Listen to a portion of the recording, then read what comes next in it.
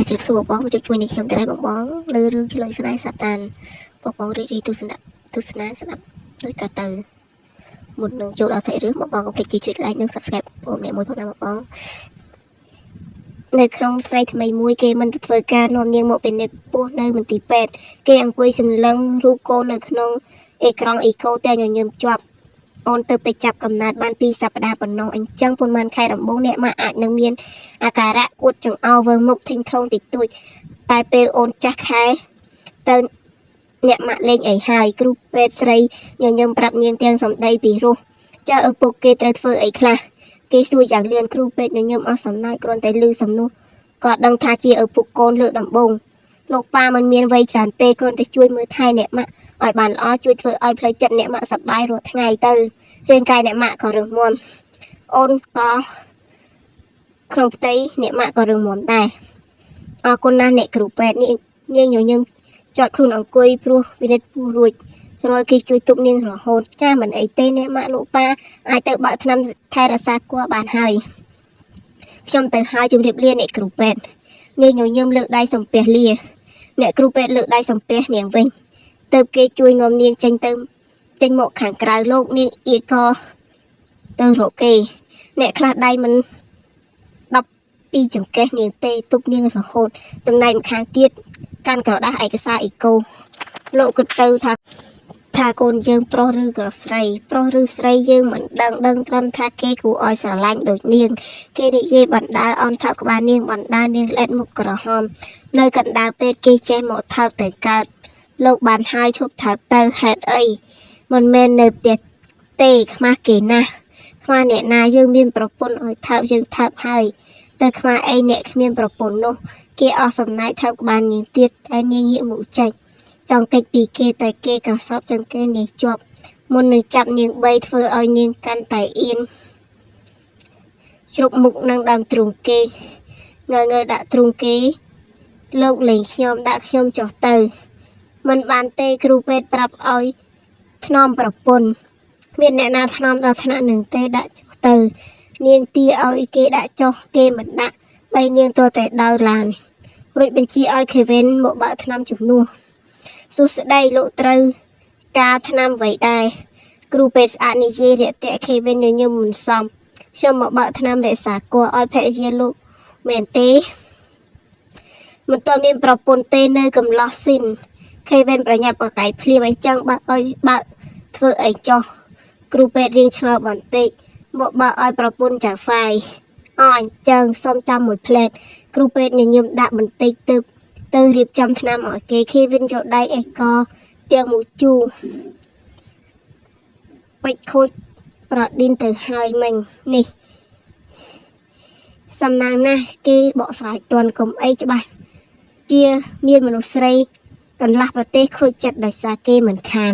គ្រានអង្គុយនៅក្នុងឡានថ្នាំនាងសំបីទៅលើពូកឡានក៏មិនអោយអង្គុយនាងទាញឲ្យមកអង្គុយលើផ្លែដៃក្រសប់ចង្កេះនាងជាប់នាងប្រកែកមិនឈ្នះគេទៅខ្ជិលឆ្លោះអង្គុយលើផ្លែគេបណ្ដើមើលរូបអ៊ីកូបណ្ដើពេលខ្លះក៏ញញឹមមានក្តីសុខនេះឬអារម្មណ៍ជាម្ដាយចង់ដើរលេងទេគេទម្លាក់ចង្កាដាក់លើស្មានាងសួរទៅលេងនៅទីណាតាមចិត្តនាងគេញញឹមថើបក៏នាងអញ្ចឹងទៅផ្សារទៅខ្ញុំចង់ទៅទិញខោអាវឲ្យកូននាងញញឹមប្រាប់គេ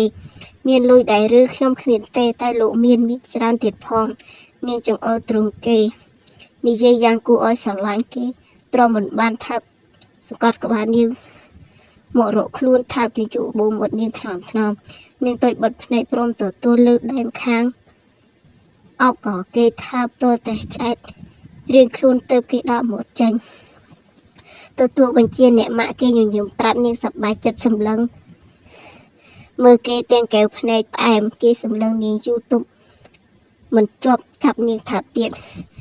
ថើបក្រញិចរហូតដល់នាងឈឺថ្ពាល់សម្លក់មុខគេជួននាងដើរលេងនៅក្នុងផ្សារទំនើបតាមសម្ដីទិញបានរបស់កូនក្មេងមួយកំណល់ទាំងដែលកូនទៅចាប់កំណត់មិនទាន់បាន1ខែតែ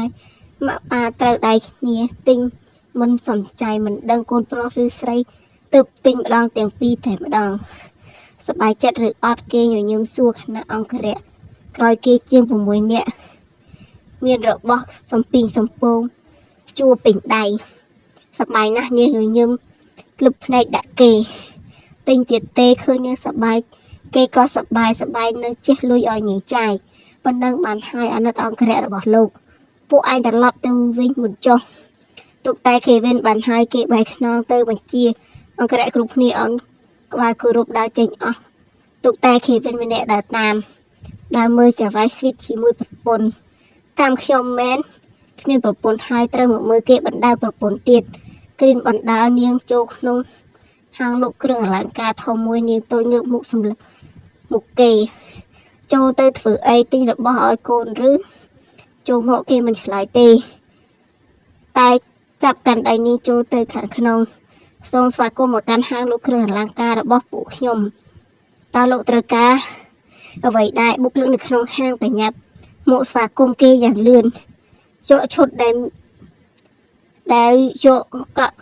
សើមិញមកគេនិយាយទាំងហុចកាតខ្មៅទៅឲ្យបុគ្គលិកក្នុងហាងប្រញាប់ទទួលសូមរងចាំមួយផ្លែតនេះខ្ញុំនឹងរៀបចំភ្លាមលោកចង់ទិញអ្វីនាងតូចលីលើនៅមិនយល់គេមិនមាត់តែអោនថៅក្បាលនាងបន្តិចទៀតដឹងហើយគេញញឹមបណ្ដើនាងទៅអង្គុយនៅកន្លែងរងចាំព្រោះមិនចង់ឲ្យនាងឈរយូរខ្លាចទឹកជើងនេះលោកគ្រឿងអលង្ការដែលលោកបានកំងទុកកាលពីម្សិលមិញបុគ្គលិកនិយាយទាំងបង្ហាញប្រអប់ធំមួយគេទទួលយកទៅបុគ្គលិកម្នាក់នោះអោនក្បាលគោរពដើរចេញក្រែងបែរមករកនាងវិញមុននឹងបើកប្រអប់ធំនោះបង្ហាញឲ្យឃើញគ្រឿងអលង្ការដោប្រណិតមានតាំងពីក្បាលដល់ចុងជើងក្រវិលខ្សែកជាជានកងដៃខ្សែដៃខ្សែជើងមានទាំងកងជើងទៀតលើកបង្ហាញនាងលោកនាងនៅលេងឡង់នៅឡើយទៅសម្លឹងមុខគេមុខនេះយើងរើសជាពិសេសស្អាតសាមញ្ញរមមពាក់នៅផ្ទះពេញចិត្តទេគេរើសឈុតសាមញ្ញបំផុតហើយក៏ថ្លៃបំផុតដូចគ្នាត្បិតថាវាមានដាំត្បូងមួយតែត្បូងសុទ្ធតែជាត្បូងកម្រមានតម្លៃរាប់សិបលានលោកទិញឲ្យខ្ញុំនាងសម្លឹងមុខគេទាំងទឹកភ្ញាក់ផ្អើលកាដូដែលពោពុះកូនឲ្យយើងកាក់គេហុចប្រអប់ទៅឲ្យជំនិតទីយកតែខ្សែក៏ពេចមកពាក់ឲ្យនាងស្អាតឬអត់ស្អាតនាងអនមើលខ្សែកលើខ្លួនឆ្លើយសំណួរគេតិចទាំងញញឹមបែបមនុស្សស្រីឆ្លុះវង្វេងជាមួយនឹងភាពស្រស់ស្អាតពេញចិត្តឬអត់គេថើបធ្ពន់មួយសើតសួរនាងញញឹមងក់ក្បាលទៅគេដើរទៅយករបស់ផ្សេងទៀតមកពាក់ឲ្យនាងខ្ញុំថាតែខ្សែកបានហើយនាងអីអុញបន្តិចយើងជាអ្នកចាញ់លុយគ្រាន់តែពាក់ប្រហែលជាមិនពិបាកទេគេនិយាយទាំងពាក់ចិញ្ចៀនឲ្យនាងសុកចូលមករៀមដៃនាងខាងឆ្វេងហាក់ចង់បញ្ជាក់ថានាងមានប្តីហើយប្តីនាងគឺជាគេពាក់ម្រាមផ្សេងមិនបានទេឬពាក់ម្រាមនេះមានអារម្មណ៍ថានាងដូចរៀបការរួចហើយអញ្ចឹងត្រូវតែដៃមួយនឹងគេមុខស្មើឆ្លៃវិញព្រោះនាងមិនចង់ពាក់ម្រាមនាងព្រោះចង់ឲ្យអ្នកដតីគិតថានាងគ្មានប្តីហ៎អរគុណណាស់នាងញញឹមអរគុណគេហក់ទៅថើបផ្ងាស់គេមួយផ្សើតជាការអរគុណធ្វើឲ្យបេះដូងគេកន្ត្រាក់ចិត្តដែលងងក់អំបាញ់មាញ់ក៏រលាយបាត់ភ្លាមមួយរំពេចយកចិត្តហែគេញញឹមភ្ជិបសួរទាំងដៃពាក់ខ្សែជើងឲ្យនាងមិនមាត់ទេតែញញឹមកាច់កសម្លឹងមុខគេតែក៏ភ្ញាក់ព្រឺតព្រោះគេពាក់ខ្សែជើងឲ្យនាងហើយនៅយកជើងនាងទៅថើបនៅចំពោះមុខគេឯងបុគ្គលិកមិនថាស្រីមិនថាប្រុសនៅគ្នាជ្រុះជ្រើមញញឹមបាត់មាត់មិនចិត្តអ្នកខ្លះអៀនជំនួសនាងអ្នកខ្លះរំភើបជំនួសនាងអ្នកខ្លះទៀតក៏សុំប៉ងឲ្យបានប្តីល្អដូចនាងចំណែកឯខេវិនយកដៃស្ទាបកខាងក្រោយបែរមុខគេចេញពីរូបភាពដ៏ផ្អែមល្ហែមមួយនេះដឹងកាត់ជើងប៉ុន្មានខាងទេសង្ស័យត្រូវកាត់ទាំងក្រលៀនទៀតមើលទៅគេងើបន្តិចឃើញរាល់ថ្ងៃហើយនៅតែមិនទម្លាប់ឃើញម្ដងគេអៀនសង្ស្លាប់ចាវាយគេមានគិតឬអត់ថាគេជាប្រុសកំឡោះចាគុណបងស្រាប់ពុទ្ធសាសនាស្រាប់រឿងឆ្លើយឆ្នៃសាតាន ភាគ62 63 បញ្ចប់តែប៉ុណ្ណេះបងប្អូនចាគុណច្រើនសម្រាប់ការទស្សនារបស់វីដេអូរបស់នេះខ្ញុំ